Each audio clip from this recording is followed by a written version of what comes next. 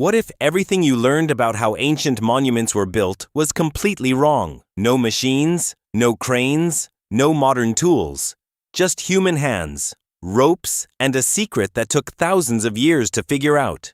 Today, we are uncovering the truth behind three of the greatest mysteries in human history. The Easter Island statues, the Great Pyramid of Giza, Stonehenge, three civilizations, three continents, thousands of years apart, and yet they all solved the same impossible problem using the exact same principles. Let's find out how. Picture this. You are standing on a remote island in the middle of the Pacific Ocean, and you need to move a statue that weighs over 4 tons across miles of rough terrain. No wheels, no machines, no animals strong enough to help. For centuries, researchers assumed the statues were dragged on logs or pulled on sledges, but the local people of Rapa Nui always told a different story. They said the statues walked. Scientists laughed at this idea. They called it mythology, folklore, a fairy tale. Until a 2025 study proved the local people were right all along. Anthropologists Carl Lipo and Terry Hunt built a full-scale replica and tested it. With just 18 people and 3 ropes, they walked the statue 100 meters in about 40 minutes.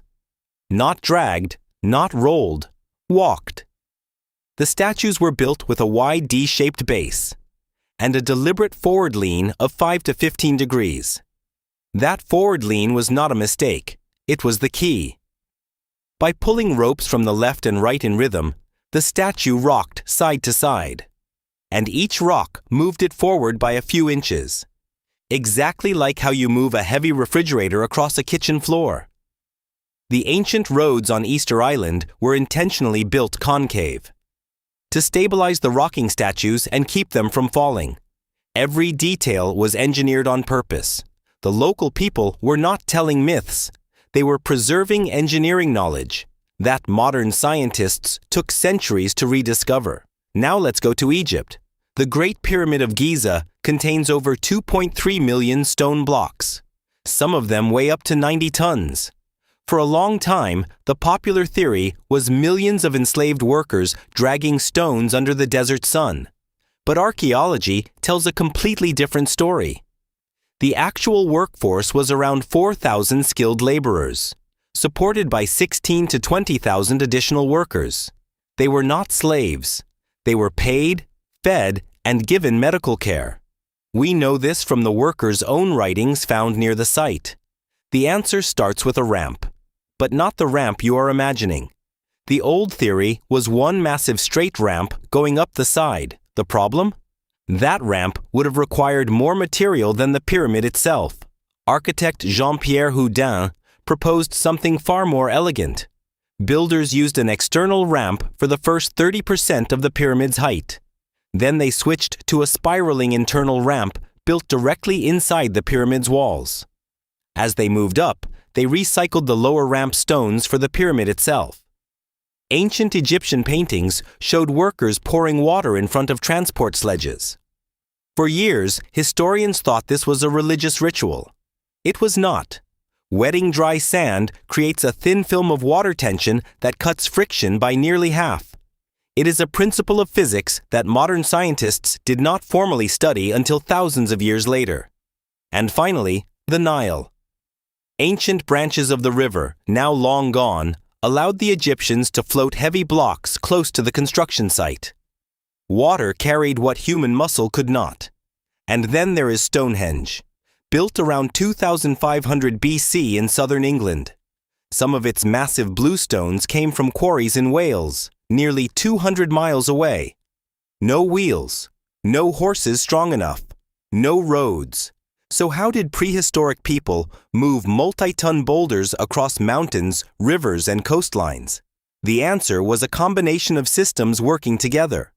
On land, they used sledges and log rollers, placing logs in front of the sledge, rolling it forward, then picking up the logs from behind and placing them in front again. On water, they used rafts, letting rivers and coastal waters carry the weight.